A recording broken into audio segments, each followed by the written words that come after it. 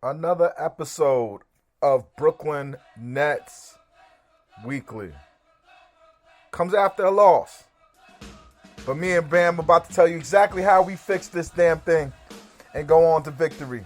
New York City's the front office is in the house. Let's go.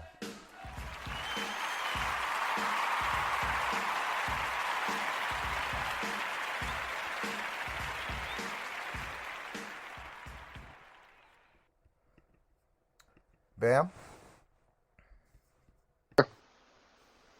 That wasn't good, man. That wasn't good. I mean, No, and I think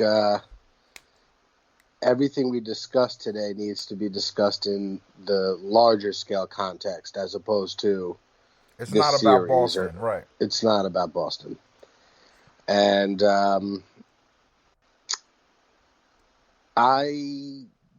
these things, the stuff that plagued us last night, plagued us in the first two games, but Boston made more shots. And when you start looking down the line, there's really not a lot of answers to the things that we don't do well. Right. As Bruce said to me on Twitter, there's no centers walking in that door. And I will get into the coach. I don't think there's any adjustments coming either from the sideline. Yeah, I mean, the crazy thing is, it's like, it's all of the things that we as a Nets fan community, like, we let that shit go. Like, because we said, all right, we've got Blake Griffin. He tried to get LaMarcus Aldridge. You know, there was a story out that they made, offers to Aaron Gordon. So it kind of put us in a good position where we felt like, all right, this can work. But I think what's happening, and it may cost us a championship this year, because I think they're smart enough to fix it next year. But it's the things we've been talking about forever. Kevin Durant is not a 4. When you put Kevin Durant at 4, like, I can't even think about how great he was yesterday. Like, that's not even on my mind. He was so great yesterday, but at the same time, he wasn't Kevin Durant because he was at power forward, and they were asking him to do things that he just doesn't do well. Like, did you notice that as well? Well, here's the problem with the Nets, and again, nothing. We're not breaking any ground here. I'm aware of that. They have the worst center rotation in the playoffs. No, they have the worst front court rotation. Right. And, They don't even really have, now with Green out, they don't even really have like a power forward. Right. Claxton is not ready. You're seeing it like in other series. You see guys on the Knicks struggling to adapt to the playoffs. Right. And that Nick Claxton is going through that. Last night Boston. He's not strong enough. The desire is there. No. The ability's there. He's first of all, he's mentally like drowning right now. And now I can see, because I was a big proponent for Claxton because I thought he was better than what we had, and he was in the regular season. And he was. I could give him that. It's just the physicality. Like, this goes back to every diatribe I've ever gone through about like getting someone like an Aaron Gordon. We just don't have the physicality, and it's glaring right now without Jeff Green. And the coaching staff makes it worse. And Jeff Van Gundy, Mark Jackson probably have watched 6 or 7 Nets games this year. Yep. What were they saying last night in the second half? Why do they keep switching with Tatum? Why don't they just fight through the screens? And because they don't understand that this entire season is what we do. Doesn't matter who we play. Doesn't matter who's healthy. It doesn't even matter anything. It doesn't matter. It doesn't even matter to switch. It's not even intelligent switching. It's just if you get caught in that position, switch every single time. So how easy is it for Jason Tatum when he's like, all I gotta go do is screen Kyrie Irving's man. They're gonna just give me the mismatch. I'm gonna walk to the elbow. They're gonna pass me the ball, and now I can face the basket with my entire arsenal at my disposal to score. We gave up 50 points to a player last night. You can't give up 50 points in a playoff game. That's bad coaching. No, Yeah. they didn't make one adjustment, Right. and And the sad part about it was there was answers for that. There was things that like, all right, fine, it's a playoff game. You can't just try stuff, right? But I it would should have been think tried in the past. it should have been tried in the past, and in some ways it has tried, and I don't think they believed in it. I think you throw Alizé out there for 15 minutes on on what's his name? Damn it! Why am I Jason Tatum from Tatum Jeanette? Thompson. Yeah, Right. Okay. Jason Tatum. You throw Alizé on Tatum, he has the physicality, the athleticism. It's just this coaching staff as an organization does not have a defensive inclination in its body, and it's And think scaring the about shit this. out of me. His answer in the first half to Jeff Green's absence was to play Tyler Johnson. But That you was his know, answer. no, but Bam, you know that is an organizational thing. Remember, we went into a season with Travion Graham as the starting four, and they really thought they could just shore it up with Jared Dudley. This is who this organization is. This goes all the way to Marks. Like Marks didn't just hire Nash because Right. they didn't believe in the same shit.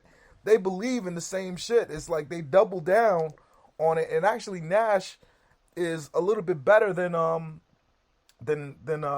Atkinson because at least he tries to play size. At least he has a 7-footer in Durant, where conceptually in your mind you're thinking he should be able to play power forward, right? Like it's the small ball NBA. He should be able to do it. And it's but like my pop says, and my grandfather before him used to say a whole lot more. The more things change, the more things stay the same. And you look at the NBA and you look at the teams that are really thriving. Like I see the small ball doing a lot of great things, but is Denver going to beat the Lakers? The Lakers No. are a big team. Look what the Lakers are beating the snot out of a young, weak Portland team. Yeah. The Lakers can't score, you but mean you're not going to score on them. you mean the Suns? The Suns, yeah, Phoenix. I'm Right. sorry, but Yeah. the Lakers have trouble scoring, but it doesn't matter. They beat you up. They grind you down for 4 quarters. That's what I'm saying. And when you have LeBron, who's going to score that way, it's like when you need that bucket, you're going to get it. And Right. with Or the you're going to get Nets, to the foul line.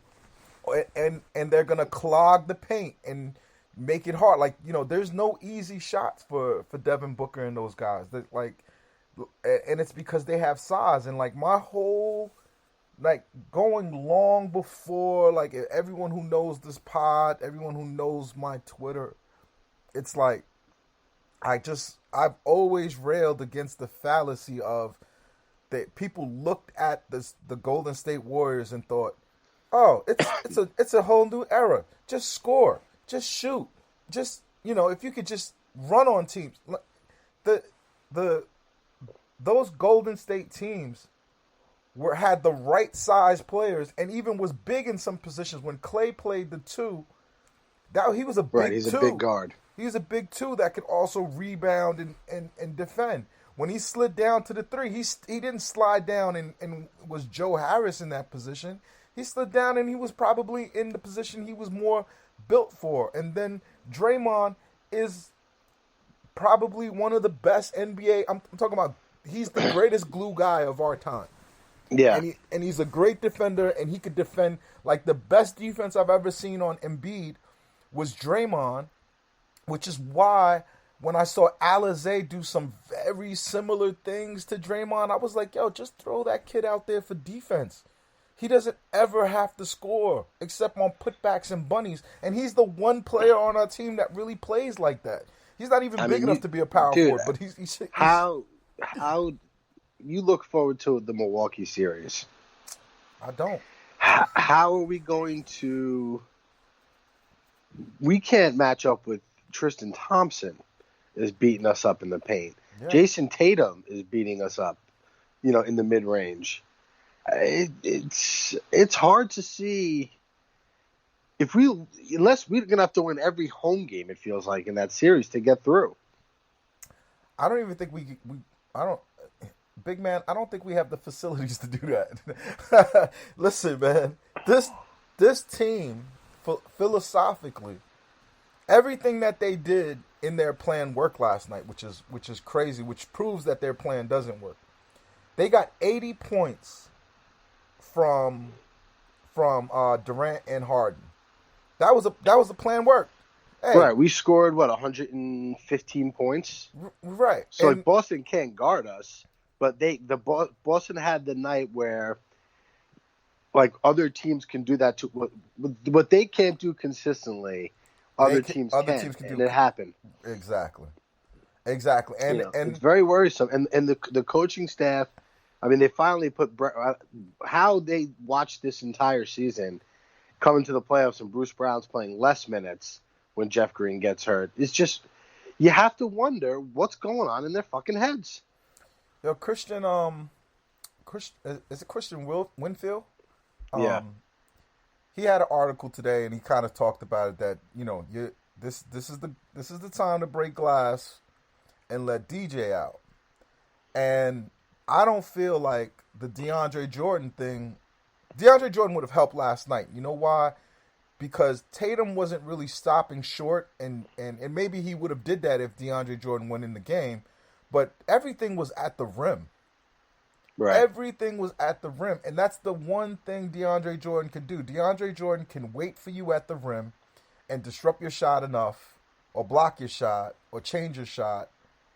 It's just he can't step out on anybody anymore.